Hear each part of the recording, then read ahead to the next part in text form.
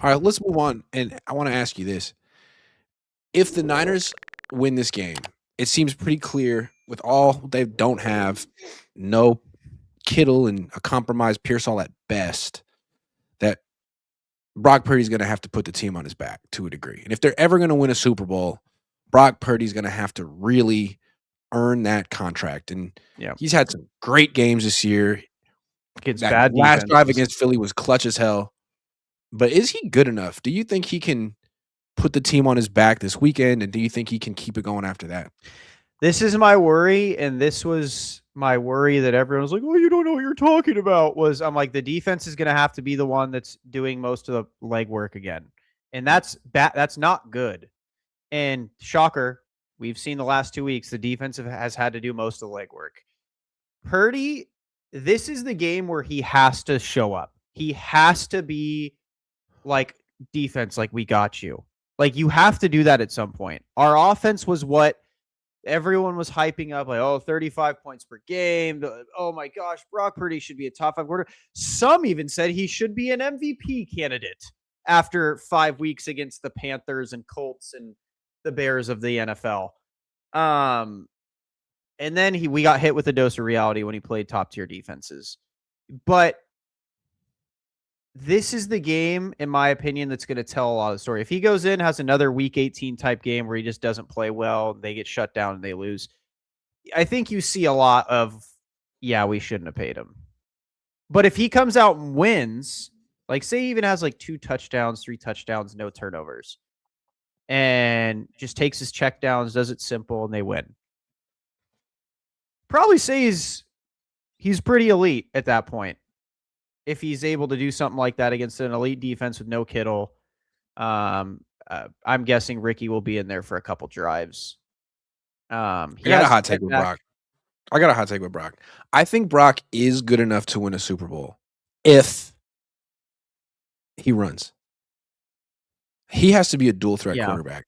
And it's not just scrambles. Like there needs to be zone reads. Like he needs to be running for first downs and touchdowns. And he started doing that. Kyle started using him that way in the Cleveland game. And I think that's his path to being elite, and it's his path to being a Super Bowl champion. And if he's only going to be playing from the pocket and behind the line of scrimmage, we've seen what that looks like. That's the problem. Against good defenses, it's mid. But that's the thing is Seattle, good elite defenses don't let you. Yeah. Seattle doesn't. They say, we're going to just keep you in the pocket. That's all we got to do. And he could not scramble against that defense. But on 4th and 1, he's got to be a quarterback sneak threat. He's got to be a zone read threat. And if he's not, and he's not quite fast enough for that, then I don't know. I don't think he's going to make it as a Super Bowl champion playing like he's Mac not going to Jones. be I think he has to be. No. The legs have to be a big, and it's not just behind the line of scrimmage stuff, in my opinion. Yeah, because I agree. You can't win with Brock Purdy throwing 45 passes a game. They never call games like that for Brock. They did for Mac because he's a true pocket passer. Yeah. Brock is not a true pocket passer. Well, and Mac is just decisive, man. He's like, Mac will take what he's given. That's what I said. In week 18, Mac would have won the game. He would have. He's patient. Yep. He would have just taken what he's given, and he would have just. I think Mac would have scored 14 or 15 points against that defense. I agree. He put up 15 against Houston. He would have just checked him down and tortured him that way until they had to switch up their game plan. I think Mike McDonald prefers to play against Purdy because it's an easier game plan. Just keep him in the pocket. He can't see. We're good. And it's one of those, and he can't. Saw it against Philly. Saw it against the only play, the elite play he made on his elite drive was, Jalen Carter tripped and Brock Purdy was able to run and make a throw. Like Brock Purdy, he's not an elite pocket quarterback. He's not. He's a good scrambler. What possibly makes him elite is his movement ability. Yeah. I like to call him Kyler Murray if Kyler Murray liked football. Maybe not quite as quick as Kyler, but very quick. And Kyler's arm is not that strong. Kyler's arm is way stronger than Brock's. Yeah, but it's not that strong. He throws like a baseball player with the big windup. Like Mac Jones has a stronger arm than Kyler Murray. But that's neither here nor there. Is he good enough? If he's only going to throw 30, 32 passes, then he's got to run. And he's got to stay healthy. He tried to run against Seattle week 1 and got hurt. So, I don't know. I also think Kyle needs to help Purdy by designing him plays to run away from the defensive line. Like whether it's like they were pretty honed in on like their naked boot game, but even like shotgun RPOs where he's kind of like drifting, like a zone read type play action where he can just leave and get out and get some space by himself, even the slightest bit more time. Because I agree. I think that's where he's going to find his success is being able to move. That's when he's at his best is when he can move. So Gizmo Maltese says this is the battle of former Niners backups. From just Darnold, Purdy, both former Niners backups. Okay. Jimmy G's laughing somewhere. Blooming Cash is watching this stream in YRL right now. Go Bruins. Go Bruins. Go Bruins. Mark McAdams says Siegel couldn't get playing time and balled out. So who to think Watkins wouldn't be fresh and fast on a screen pass? Listen, Please bro, make some changes. I'm with you, but Kyle's he hates rookie receivers. What is it? 7 Compel X Gaming says, is it me or did the Niners beta test Lenore shadowing in Philly to prepare for Seattle? Anyway, LaRocca going from faithless to faithful again. I've never not been faithful. I've been a realist. I think it's a great question. And I think what we were asking Saleh about in week 18 was Lenore following JSN to the slot. Yeah. And that's not what Lenore did in this game. He played the boundary, meaning if whatever the short side of the field was, whether it was a left or right, that's where he lined up. So it was a clever way to get him matched up on A.J. Brown, who isn't in the slot very much. I don't know if he'll do that against JSN. It's a different. I don't know why they won't let him. He is a slot man corner. Just let him shadow. If JSN wants to play against Demo in the slot, let him do it. Yep. Do it. Yep. Because a lot of people were like saying like JSN like beat him because of the PI. That PI was about to be 7 points and ended up 0. So in my opinion, Demo won.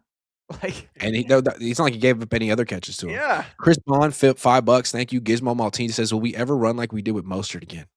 Christian McCaffrey is probably 5 miles per hour slower than Raheem Mostert. Yeah, I don't know about that. Nick H says, you guys leaving out X Factor, Kyle won't play Rooks. Yeah, it's weird. Yeah. Our Heart 22 says CMC needs to move to slot wide receiver full-time Debo style and get a young running back. I wouldn't hate that, actually. I would not hate that at all. Yeah. Yeah. Laser Lax 20 says Kyle had a great running game with Raheem Coleman, Breida, and Wilson. Am I wild for thinking he doesn't need one great running back? Okay, he doesn't need it, but his offense has exploded since getting it. If you give him it, and even with Raheem Coleman, Breida, and Wilson, he used Debo like Christian. So I feel like Kyle is an enigma. I mean, I tweeted this today. All Kyle needs is a starting caliber quarterback and a great defensive coordinator, and he could go to the Super Bowl, although he probably won't win it. But at the same time, if he has a starting caliber quarterback and the best roster in the league, he could probably go to the Super Bowl. But he's probably not going to win it. And that's what's so weird about it. Like, people can point to, like, look at what he can do with nothing. And that's so true. But look at what he doesn't do with everything. And that's also true. I don't understand how a guy can get to the same endpoint. Yeah, that is wild. No matter what the team is. He's going to get you to that point, and it's going to make you really happy until you get there, and then you're going to hate it. I don't get it. But, okay, so I will say, I think this year, I don't know who cracked the code, whether it was Kyle, whether it was Saleh, whether it was a mix of both. This year, it seems like they cracked the code on the Kyle teams where they're not, like, entitled. Where now they're, like, hungry. And, like, Brock's talked about it. Eric Kendrick's talked about it.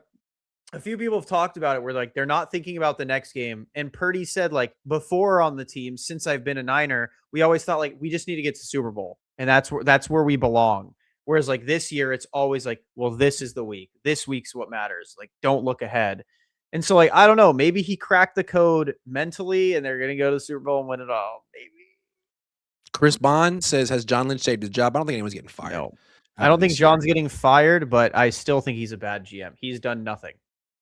Abu Marco 23 says, notice our wide receivers looked lost trying to line up motion, set themselves all game in Philly. Happened a lot. Need to clean that up in loud Seattle. Yeah, it's like Kendrick again. Like, dude, you're 30. Yeah, I don't know what Kendrick's come on, doing. man. Double B Studio says Niners need to beat Seattle. Made too many bets. Talked a lot of smack. I don't care if they lose next week. This is bragging rights for next season. Okay. City by the Bay says, Grant, who's your favorite current NFL commentator? They all suck. Yeah, I don't know, man. They all suck. I think Tom Brady's like slowly becoming better than the rest, but that's a low bar, man. Yeah. I do like how salty Troy Aikman is, but a lot of the time it seems like he's completely disinterested. So I don't know. Seven Dennis says O-line 2 pieces away. CX Trek says Kyle's Andy Reid won't win the Super Bowl with this team. Kyle doesn't have a Hall of Fame quarterback that he's playing with, though. So Los Mob 415 says package Ricky for JJ. Honestly, I think they'll take that trade straight up. It's true. Andrew Hatley says ironic. It takes Kyle having his stars getting hurt to coach better and have creativity. That is super ironic, and it's definitely been one of the big stories of the season. Although last year he didn't have Christian McCaffrey, he wasn't a freaking shell. Do you think Juwan Jennings is the best quarterback on the roster? He might have the strongest arm. Okay.